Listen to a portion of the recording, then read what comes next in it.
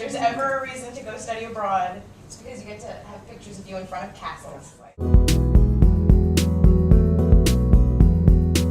So while I was in Madrid, I tried to dive right into the culture. We're all New Yorkers, so we know what it's like. You know, we know what big cities are like. So it wasn't so much of a culture shock, Madrid. It's a beautiful city. I attended classes at the Universidad de Antonio de Nebrija. It's one of Spain's foremost universities. And as a member of CUNY Study Abroad, I was able to participate in many extracurricular activities, all of which were organized through the school and through the program. We did walking tours of the city, we learned about the cultural history,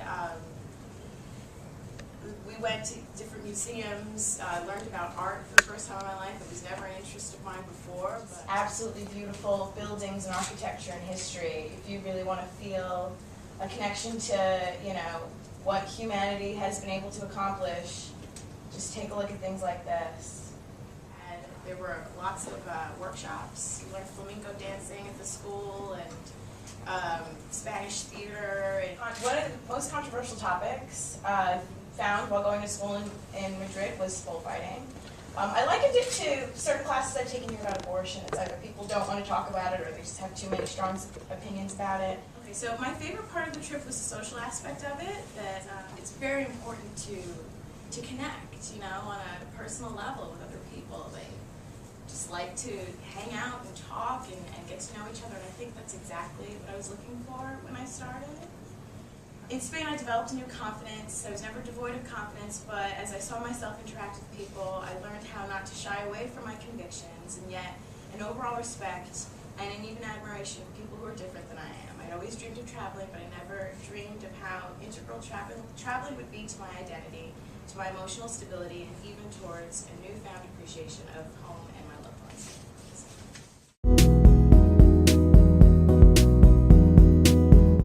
When I got there, it was a total culture shock.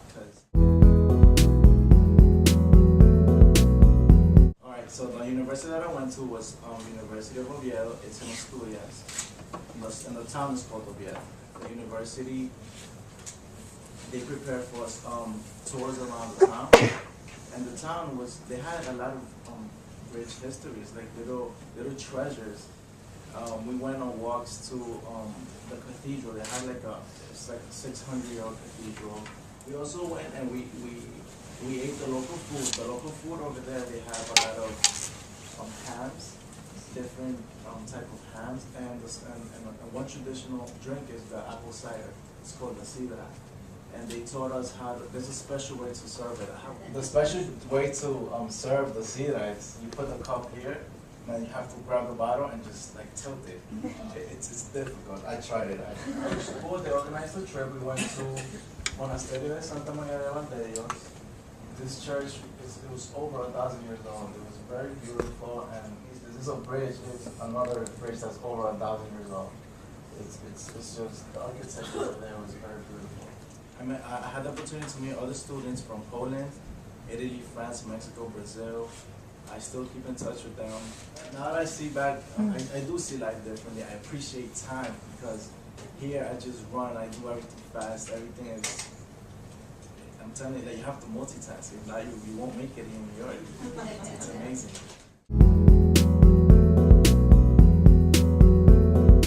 Never more have I felt like an outsider in a foreign country than in Japan, and really feeling like the other.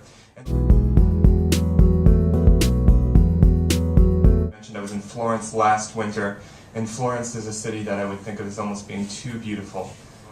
Everything made me feel warm and pleasant. Japan was spastic and tense, and was a strange and bizarre and wonderful experience, and it took me 3 weeks to recover.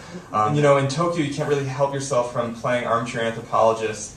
You know, everything's layered. They really have a fantastic vertical and horizontal spatial interplay in terms of the urban layout of Japan. And then what effect the layered street sign shops and dense assemblage of lights have on Japanese cognition in general. I had the true pleasure of being served at a kaskai, which is a traditional Japanese meal, 15 courses of things I cannot even begin to wonder what they were. I just ate it. Colors and textures that I've never tasted before. But during the middle of this kaskai meal, I had a brief revelation that there's actually, they've made form and just sort of this very strict adherence to structure, like they've elevated it to an art form. And one of the reasons why that might have been such a necessity is because Japan, just we're talking geographically, is such a segment of land that undergoes so much change. With all these changes, you find form, and form is the thing that allows you to go on day to day to day. So this was in Kyoto, and I found this really a strange and beautiful picture because the guards and all their militaristic, style would never take a moment to look outside the window. But this guard, we caught him walking on his walking round. He paused and looked out the window from the view above at the street below, and I thought it was really quite beautiful. This was in Kamakura, a 50-foot tall Buddha statue that you can go into. I went inside, folded my legs into lotus pose, and owned. Not least, this is Miyajima, and this was sort of the Japan of my dreams. As much as Tokyo just left me spastic and unsettled, Miyajima was absolutely stunning. You see everywhere. You took cable cars all the way up to the top and then across a huge ravine, and you eventually saw this. It's the sort of experience and beauty that you see where all of a sudden Japanese characters make sense, and Japanese art and woodblock prints make sense because you see it in the natural landscape. We were there right around magic hour when the sun was going down and diffused light rushed around us, and everything was absolutely beautiful.